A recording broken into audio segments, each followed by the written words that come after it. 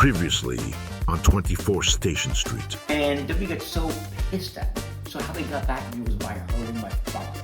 And they took away my dad's monthly paycheck, John. I'm sorry to cuss, but when you fuck with my father, you're fucking with me. Mickey James. Oh, come on! Thought I wasn't gonna have to interrupt this week. And then I read that somebody said that you're one of the greatest performers in women's wrestling. And I'm like, that's bullshit. She's number one. I mean, who's better than Gail Kim? She's one of the best. No, you are the best. Number 6 for Mickey James. Are you kidding me?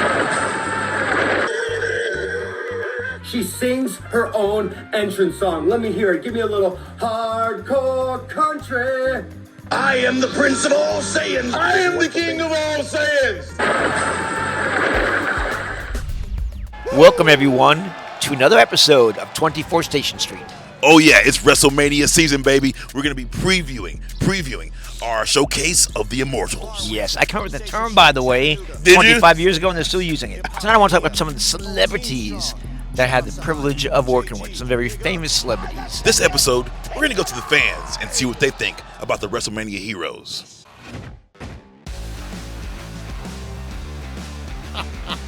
Listen up, Daddy.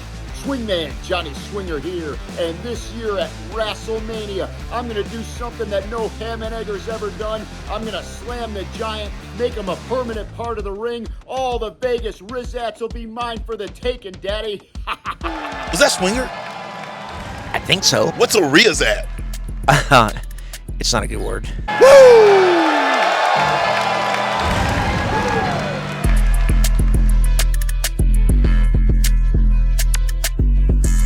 Bar Wisdom, Station Street, Chattanooga, Wrestling Raps, Hip Hop Mania, whole team strong.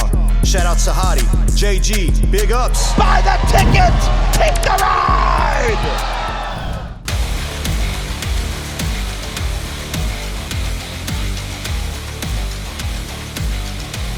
Welcome to WrestleMania! What's your prediction on Cody Rhodes versus John Cena? I'm gonna go with John Cena, Why is that? just because I like his style of wrestling. John Cena or Cody Rhodes? Most iconic got to be John Cena though. Between the two, you know what I mean? Okay, Yeah. yeah, Listen, he's got a lot to lose now. He's got a lot more to lose now than he did back then, or back in his original. You're days, I feel right. You're 'cause right. Now he's a global superstar. I mean, who's more famous than John Cena? So, John, I joined the WWF, which is what they were called back in the 90s, in 1992. But I had memories of WrestleMania before that. One memory that does stand out was WrestleMania 3, Aretha Franklin. What a wonderful job she did. The Queen of Soul, Miss Aretha Franklin!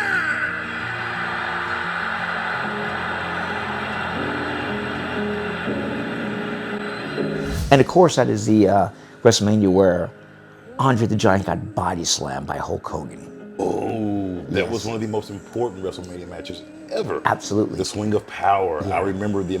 Yeah. And of course, I was really young during a lot of these years. I remember going back and watching these. Yeah. And the most important, I guess, the one WrestleMania that was early on. Yeah. That caught me after I watched it was the Savage, man. Yeah. Macho Man Randy Savage. Scaling the WWF at the time and becoming champion. And then following year, Hulk Hogan taking that from him. John, let me ask you a couple questions. What's your predictions on John Cena versus Cody Rhodes? I'm gonna go with Cody Rhodes. I am. I've liked his family, like his story, I like his attitude, and I like what's going on with how WWE is surrounding his aura right now. I like it. Yeah. John, I love him too. But something tells me Cena's going to steal one. And I'm not a big John Cena fan, John, but I think he is motivated. I think he's on a mission statement. I think he is determined to just wipe out Cody, become champion, and give the old proverbial bump To everybody. fans. Yeah, Yes. I get that. But somehow I see John not really caring about the audience who runs WWE. He's truly turning heel, and he may walk out in the middle of the match and not even finish it. Final prediction. What do you think about the triple threat match between Seth Rollins, CM Punk, and Roman Reigns? All three had tremendous runs as WWE champion, by the way, historic runs, yeah. and I will go Roman Reigns because I love this reign. Ah, that's a good, nice one. I'm gonna go with Seth Rollins, John, because I was doing a lot of research on this, and I saw the way he won WrestleMania a few years ago with the Money in the Bank. He cashed it in during the main event between Brock and Undertaker. And I saw him on NFL Network earlier this week. And by the way, we're gonna show some of those clips later on tonight. And he was just hysterical. What personality, what he won me over. So I'm going with Seth Rollins. Seth Rollins it is? Yep. All right. But John, you never know. Predictions are one thing. There's gonna be surprises. There's gonna be swerves. There's gonna be left-hand sliders, right-hand curveballs. You don't know what's gonna happen. It's WrestleMania. WrestleMania. Yeah. Mayhem. Yes, sir. If you don't want to speak it, say it on your shirt. Bar Wisdom presents an irreverent collection of bold teas that are witty, wry, and sometimes offensive. But you don't care. Go to barwisdom.co and click on apparel to see our unique collection of t-shirts, caps, and more. Oh, and there's even a Bar Wisdom book, too. Be bold. Be you. Get your merch today. barwisdom.co.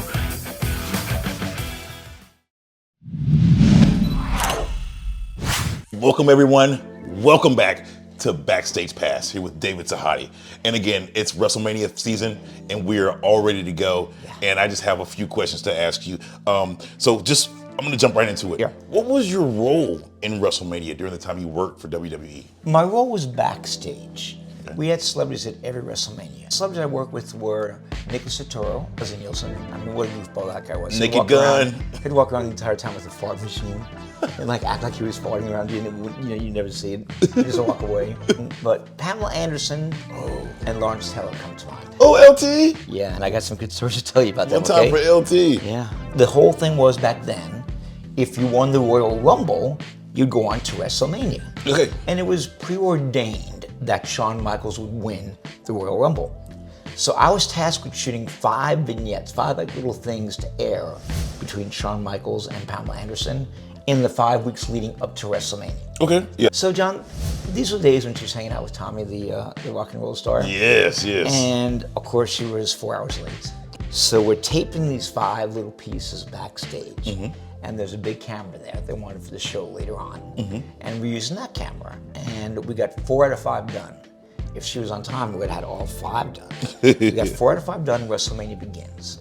And Shawn Michaels goes, David, do you mind if we just watch your cold open and the opening like reaction of the crowd? And I said, sure. So the 3 of us walk over and we're looking at the camera like this. Like that, 3 of us. Deer in headlights. And as we're seeing like the pyro go off in these crowd shots, the director cut to us by mistake. And you see Shawn Michaels, myself, and Pamela Anderson. So he basically gave away the finish of who was getting Royal Rumble at the beginning of the show. JR, to his credit, did a great thing. He compensated. He said, well, you just saw a shot of Shawn Michaels back there, Pamela Anderson. Yeah, that guy's so cocky. He thinks he's gonna win. He's already schmoozing her. But at first, Shawn Michaels is like, are we just on TV right now? And I said, I think so. And he goes, that just killed the entire gimmick. I said, oh, JR just said? That saved it, what JR just said, so. Tell me about some of those situations more like that where chaos or something misfired, but you recovered. Well, it's a celebrity again. Lawrence Taylor is going to, just got inducted into the Hall of Fame. And Vince had seen like the crowd and the reaction to like him. Okay. So he booked him in a match with Bam Bam Bigelow because Bam Bam Bigelow was very easy to work with. He'd make somebody who is average look great. I remember Bam. Yeah, so I had to tape 5 spots again with Lawrence Taylor. And I mean, it's so easy, dude. We were in Tampa and we booked a hotel suite for him on top floor. And I booked a hotel suite for me right next to him so that we could put the set there. We built the set the night before, just a gray drape, nothing more. So 12 noon comes on by, no Lawrence Taylor. 1 o'clock comes on by, no Lawrence Taylor. I knock on his door at 1:30, no Lawrence Taylor. Was he with Pam and Tommy? No. He could have been though, but I'll tell you where he was. That's a good one. So at 2 o'clock I call his agent and he goes, he's not there, he knows he had to be there at noon. And I said, no, I swear he's not here. I knocked on his door too. And he goes, does your hotel have a golf course? And I said, yes. He goes, give me a minute, I'm gonna call him. So he was out there golfing. And John, he comes storming in 20 minutes later. And he is this beast of a man, as you know, as an athlete. Oh, of course. But he has fury and anger in his eyes. He's sweating. His nose is running. He goes, "Who's in charge here?" And I said, "Me."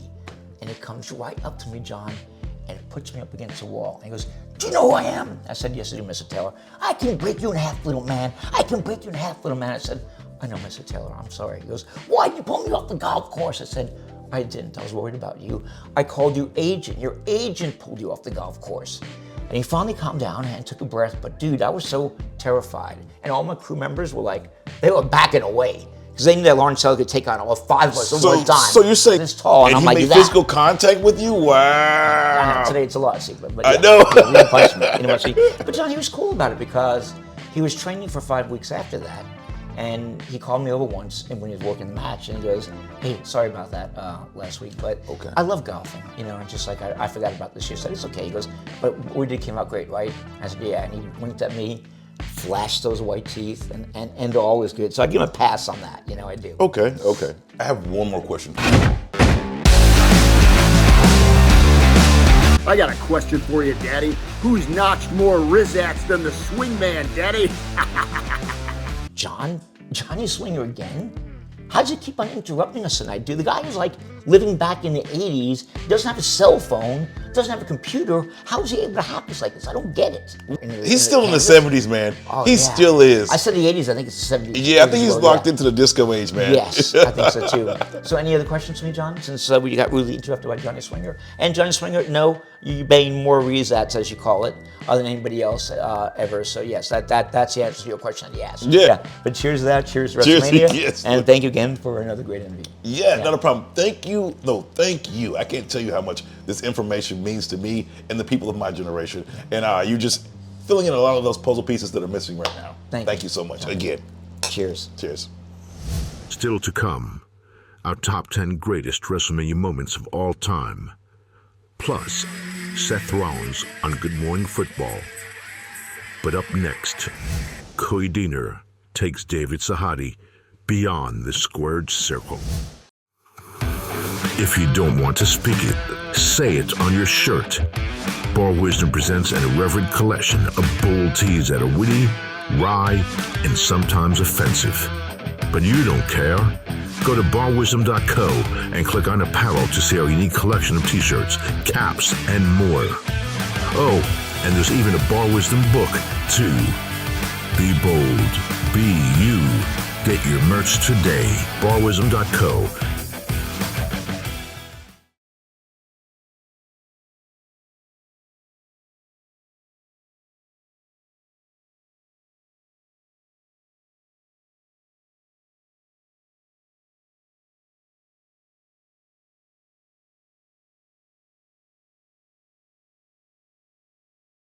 So who's the guest on Beyond the Squared Circle today?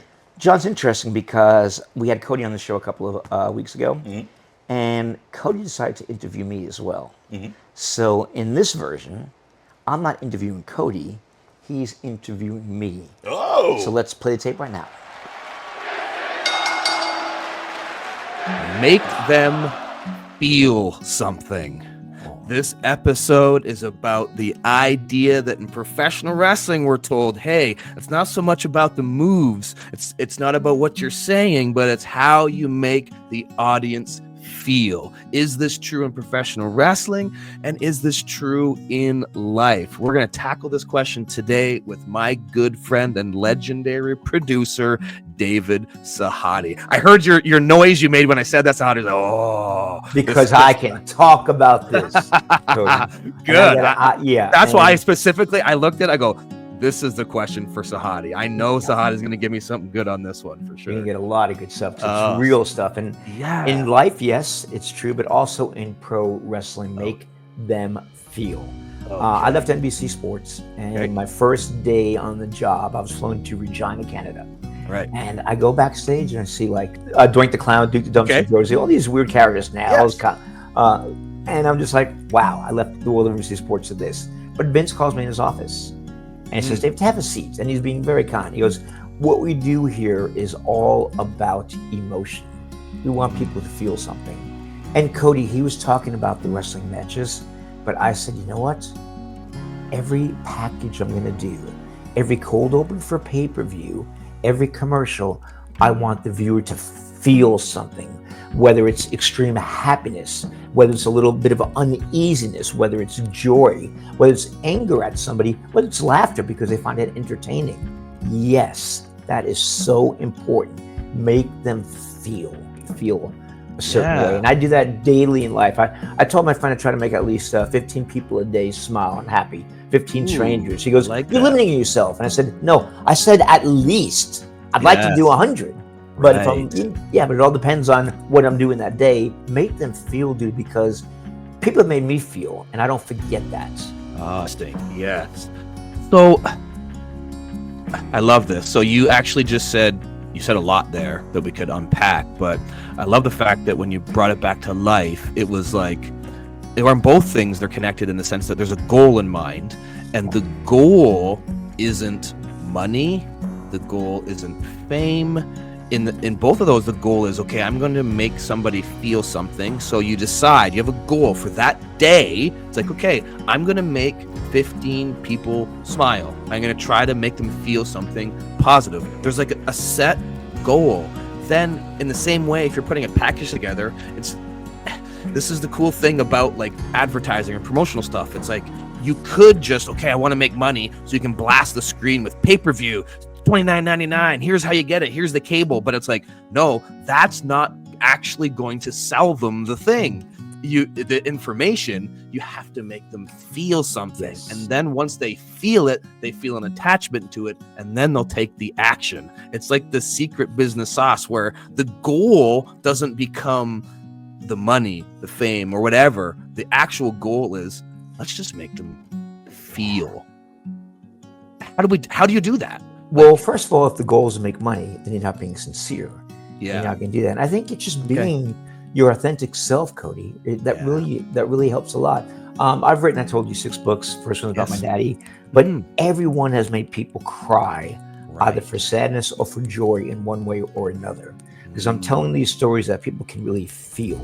One of my books is called Jesus Orbits the Moon, a preposterous title. He's orbiting the moon. But there are 33 actual stories, except me talking to Jesus, where I actually help somebody. So it starts with me talking to somebody who has a problem. Yes.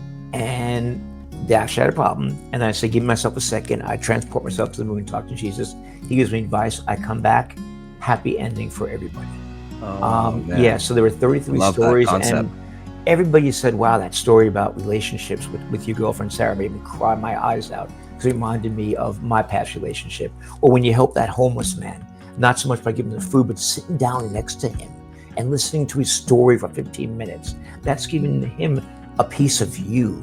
You're giving him his time. And that made that guy's night.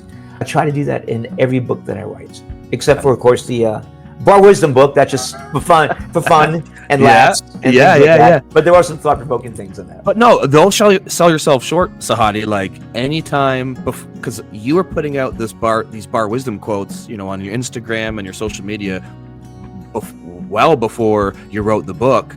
And I remember I would often sometimes text you or reply or even just like it because I'm like, hey man, like every single time I would read one of those short little quotes, even though they were short, they stuck with me. And the reason they stuck with me is because they made me feel something. If I get 400 people that read that and only 5 give it like a love, it doesn't matter.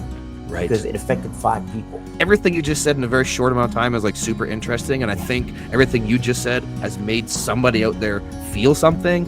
And now they feel connected to you in some way and they want to support you. So if they want to buy something from you, whether that's your book or your merch, like where do they go? How do they get it? Let's do it. They go to a website called barwisdom.co. Okay. CO, not .com. And on that website you can buy apparel, books, watch the show at 24 Station Street. Love it. There's also behind the scenes. It's gonna make you feel something. Yes. People go watch it. You're gonna feel something because that's, as you just said, as a producer, that's what you're all about. So I love it. Yes. Yeah. On a side note, a little plug. My book Backstage Pass. That's one of the 6 I've written. Tales from Beyond the Squared Circle. It's mostly positive stories, but I shoot from perspective of production, which nobody else has. Man, Simon & Schuster putting that in every bookstore. That's Wow. You know what makes me proud about that, Cody? Tell me. I want to know. I hope I don't cry. My daddy. My daddy would be so proud, Cody. I've written his books, and now this one is a book that is being published by Simon & Schuster. Yeah. So yeah. And you know why? I think And it's we talked about, make them feel. That's making me feel because I know that my papa would be proud. And you know how much my dad meant to me in life. I do know. Yeah. I do know. And you've been able to kind of portray that in your writing. And you said in a passing comment, oh, maybe it's going to piss a lot of people off. But, hey, man, it's going to make them feel. And I bet you Simon & Schuster, they're like, we need this because we know this book is going to hit on an emotional level. And that's what is important, and that's what's going to sell, and that's why it's good. It's because you know how to do that, man. I knew that was the perfect question to ask you. You got to make them feel. And every time I talk to you, man, I feel something. It's always good. Yeah. So likewise, I got so much positive energy on me. It's on my skin. Thank you for coming on here. You've got to make them feel. You've made me feel something. You've made our listeners feel something. You just made me feel like $1 million today, Cody. You did. Love it. I'm walking on cloud 9. Love it. Thank you, Sahadi. Thank you, Cody. Take care.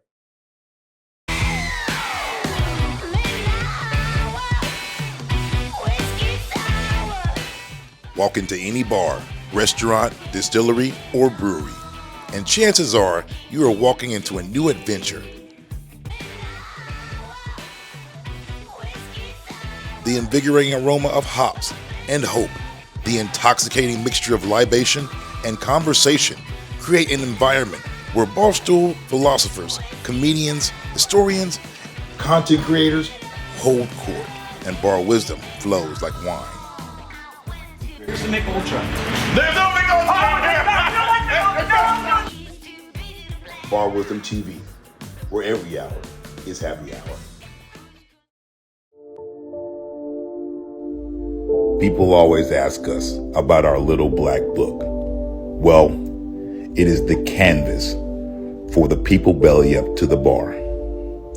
Addison, how you doing, girl? Good, how are you? Good. You know that book I bring in here all the time, Bar Wisdom, that black book I write notes in? Bar Wisdom is a collection of public art on display for the world. Do you enjoy working in the service industry? I've been doing it for 10 years. I really do like it. Yes. Yeah. Thank you, babe. The public's entry and passion are what we aim to capture. In return, we give motivation and understanding.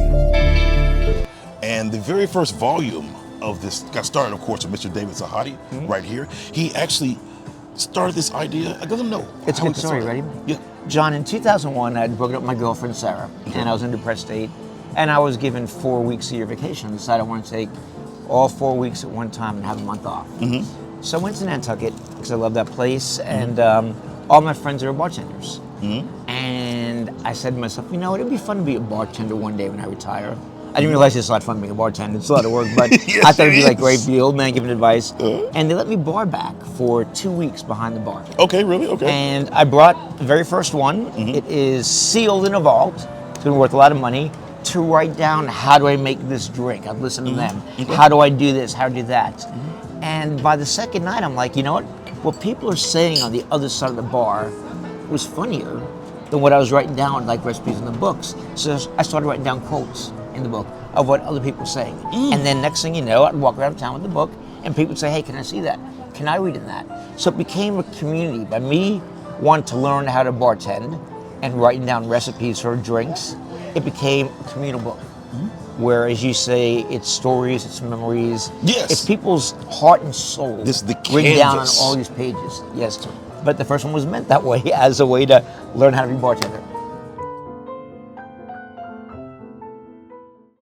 Tonight's Top 10 list is brought to you by Radio Shack. You've got questions, we've got answers. By Toys R Us. I don't want to grow up, I'm a Toys R Us kid. And by Kmart. Love where you live.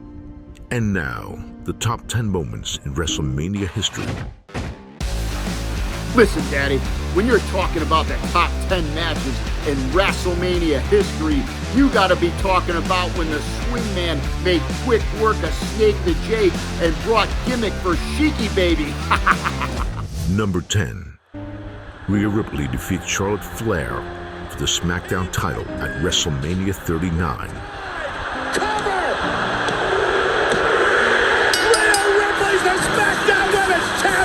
Number 9. Seth Rollins cashes in at WrestleMania 31 to become champion. This is brilliant! Mr. Money in the Bank! Seth is going to finish him. Taking no chances here at all. Look right on the curb stop! Lesnar picked him out of the air! Reigns with a spear! A wicked spear! Curb stop by Reigns! Covered by Rollins! Rollins with the title! Rollins with the title! Wait a minute! Number 8. Shawn Michaels ends Ric Flair's illustrious career at WrestleMania 24. Wants to fight. Oh, my God, what a shot! Michaels, will it be? Yes! Yes! Number 7. Shawn Michaels Razor Ramon ladder match at WrestleMania 10. Can Michaels get him? No, he can't get it either. And Michaels is hurt. And he got it! He got it! He got it! Wow! Number 6. Ed spears Jeff Hardy at WrestleMania 17.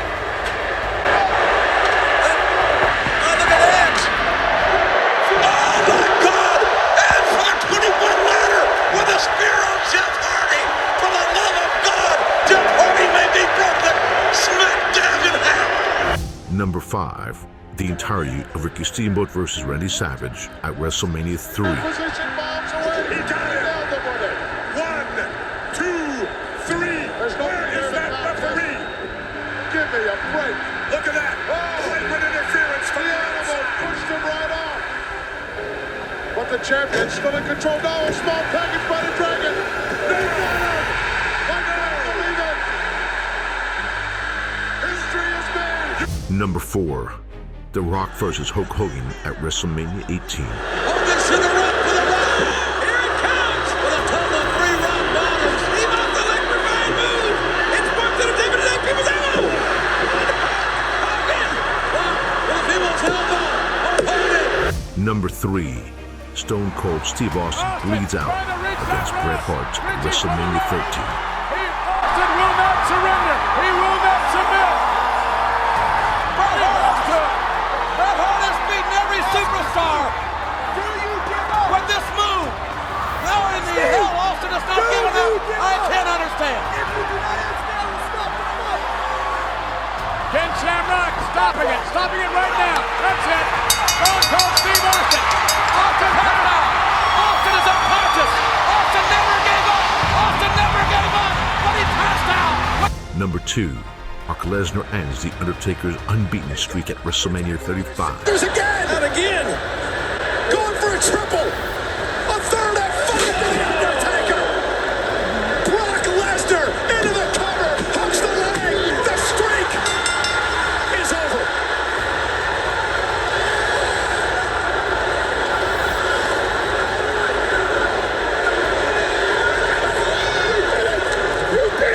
And number 1. Hulk Hogan slams Andre the Giant at WrestleMania 3. A giant! What he is! The greatest professional athlete in the world today! Look at this! He's I don't believe it! I don't believe it! Hulk dropping a big leg! Over for the cover! He got it! Unbelievable! I never thought it could be done, Gorilla!